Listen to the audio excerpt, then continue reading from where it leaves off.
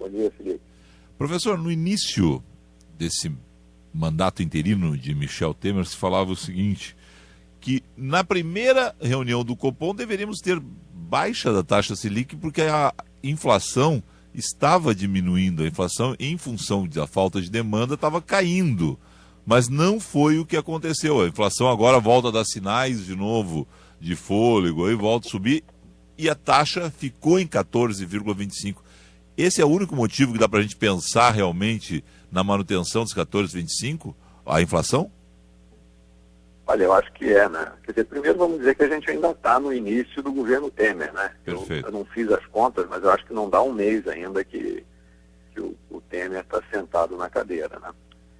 Vai fazer um mês.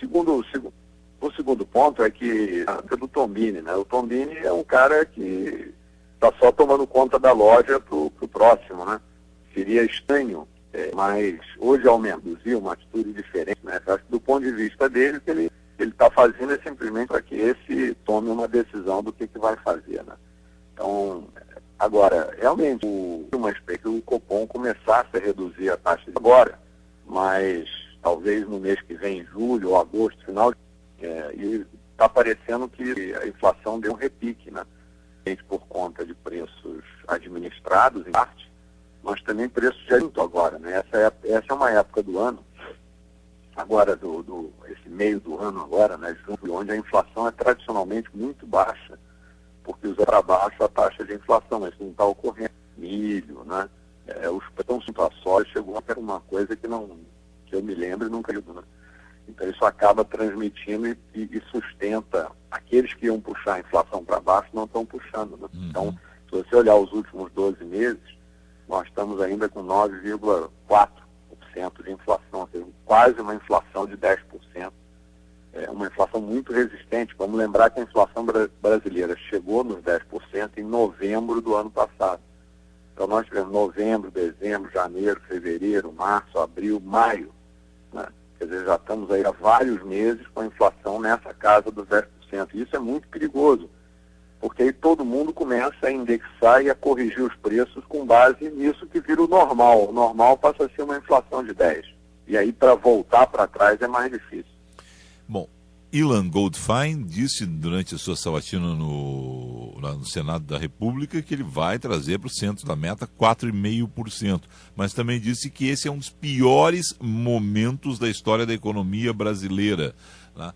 Essa situação de um dos piores momentos, que a gente vem repetindo isso, claro, cada um vai ter a sua avaliação sobre o pior momento da economia, mas essa chegada dele nesse momento, Henrique Meirelles não deu nenhuma paulada na economia, não tomou nenhuma medida, que eu vou tratar como um termo radical, na chegada dele ao Ministério da Fazenda. É assim mesmo? Esse é diferente o estilo Meirelles, Ilan Goldfein? Nós vamos ter assim um período de maturação, não teremos nada de curto prazo, né, para fazer? Não, eu acho que temos sim, né? O Meirelles fez uma coisa que foi importante, só que ele na verdade não fez, ele disse que ia fazer, né? Que é a história de colocar um teto, né, nas contas públicas, fazer uma PEC, que vai ter um teto para as contas públicas, vai ter um teto para a expansão de gasto, né? O gasto só vai poder crescer num ano a inflação do ano anterior, né? Então, no fundo, você está dizendo que o gasto real, o gasto em termos reais, não vai crescer por algum tempo.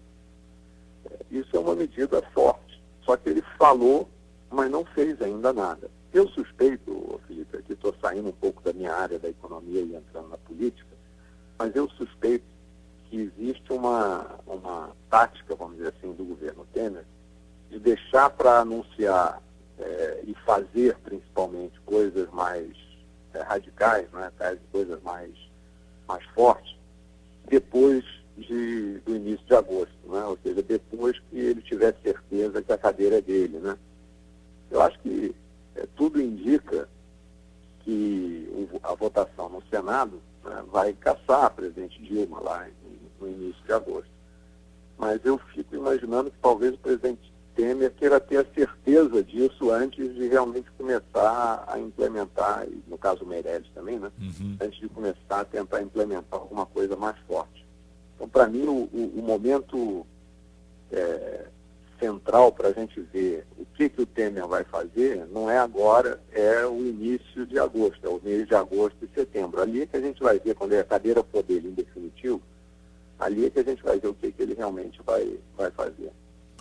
Só sobre essa saca em alta da soja, é claro que para nós consumidores inflação em alta é ruim, para o Rio Grande do Sul essa saca em alta é boa, né? Esse valor é bom, né? É excelente. E o seguinte, né, Felipe, vai ser bom dos dois lados, né? Porque a safra de soja esse ano vai ser gorda, nós vamos colher esse ano perto de 16 milhões de toneladas de soja, vai ser a maior safra de soja da história do Rio Grande do Sul. E a gente vai ter a situação duplamente boa, porque a gente vai ter muito produto para vender a um preço bom, né? A um preço que está alto. Então, realmente, isso vai ajudar muito a economia do Rio Grande do Sul, em especial no interior do estado, né? Para gerar renda, gerar consumo, né? Isso aí gerar crescimento. Isso aí que eu ia perguntar, né? Quer dizer, nós temos uma situação assim, a gente está olhando muitas vezes desanimadamente para a situação, né? Mas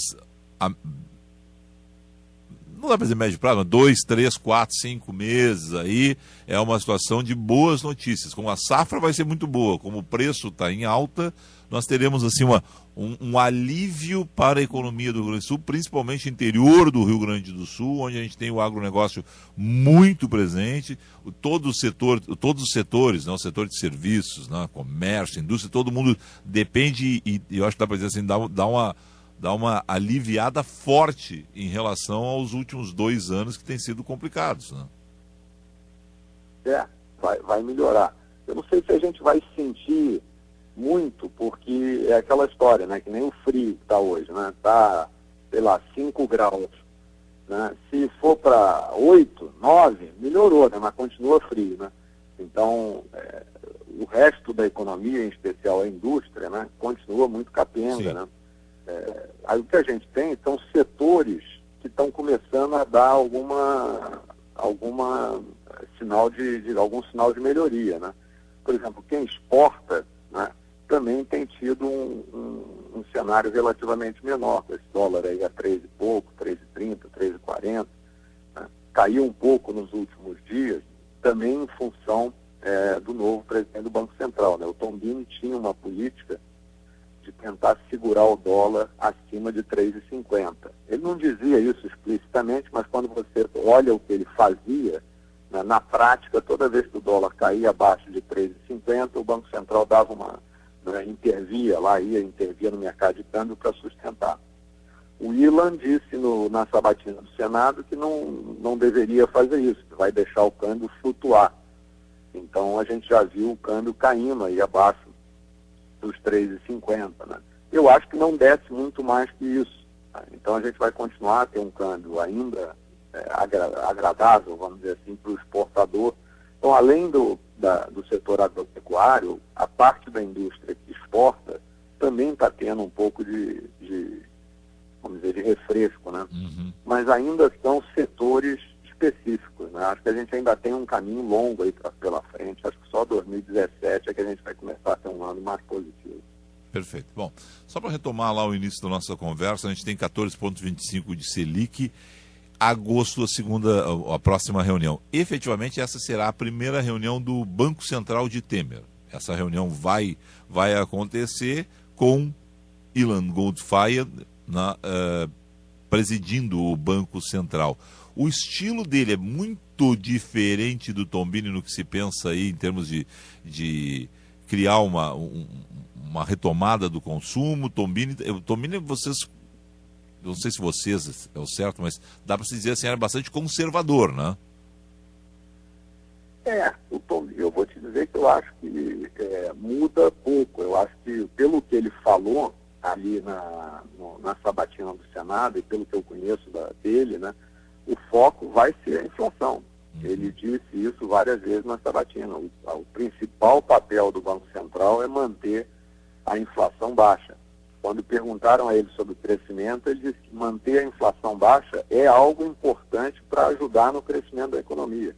Porque a inflação baixa preserva a renda das pessoas, aí todo mundo pode tomar um crédito, pode comprar um apartamento, comprar um carro, né, fazer um crédito. e isso ajuda a retomada da economia. Então, eu acho que o foco dele vai continuar a ser a inflação. Por isso que como a inflação está alta, eu não sou muito otimista em relação à redução de juros. Como eu te disse no início também, né? Tinha uma expectativa que lá por agosto a Selic começasse talvez a cair. Está parecendo agora que não vai mais ser agosto, talvez seja um pouco mais à frente. Tá certo. Bom, mais alguma questão nessa área econômica para ser chamada a atenção? Aí o senhor que está sempre atento ao que está acontecendo, palestrando, passando informações para suas consultorias, professor Marcelo Portugal. Olha, eu acho que a gente está falando de política corretamente, porque o nosso principal nó hoje realmente é um nó político, né? Quer dizer, numa situação onde o presidente da Câmara está afastado, o presidente do Senado tem um pedido de prisão contra ele, né? Então, realmente, a situação é uma situação complicada. Eu te diria que hoje a economia realmente é o lado mais simples, vamos dizer assim, no sentido de que a gente sabe o que tem que ser feito, né? O difícil é fazer aquilo que precisa ser feito, ou seja, o difícil é viabilizar politicamente, né, uma estratégia que já está desenhada. Se você olhar o que o Meirelles fala e olhar o texto lá, a tal ponte para o futuro lá do PMDB, já existe uma estratégia de política econômica desenhada ali. Agora, o cara tem que botar aquilo em prática. E para botar em prática tem uma série de votações que tem que ser feitas no Congresso. Então eu acho que a gente está falando muito de política, porque é verdade que hoje o grande desafio é um desafio político, é reorganizar a base política do governo para o governo poder ter um norte. O principal problema lá da presidente Dilma é que a gente estava numa nau sem rumo, ninguém sabia o que ia acontecer. Ela um dia, era só ouvir os discursos dela, que eram coisas totalmente sem sentido, ela só falava coisas sem sentido. Aquilo é um bom retrato, né? Os discursos sem sentido da presidente Dilma eram um bom retrato do que era o governo dela, era um governo sem rumo. Agora, parece que tem um rumo pela discussão, só que tem que fazer, né? Tem que botar a nau naquela direção, segurar firme no leme, né? Porque está difícil, tem muita correnteza, tem muito vento, então você tem que segurar firme no leme para ir nessa direção. Vamos ver se o Temer é essa pessoa que vai conseguir navegar aí nessas águas turbulentas. Mas para navegar nessas águas, realmente, a questão política é que é o essencial mesmo. Nesse momento tem que fechar esse ciclo político para um lado ou para o outro, mas tem que fechar o ciclo político que está absolutamente aberto, né? A tendência, como o senhor diz hoje, né, há uma tendência, mas ontem, por exemplo, a gente conversava com o Roberto Requião, que disse que tem 30 senadores que querem votar pela volta de Dilma, votando pela volta de Dilma, querem chamar um plebiscito e uma eleição ainda esse ano. Quer dizer, as fórmulas são as mais diferentes, as mais variadas, as possibilidades ainda existem muitas, né? Realmente a política ainda vai comandar aí a situação mais algum tempo antes da economia, poder a gente pegar e ficar observando só a economia, né?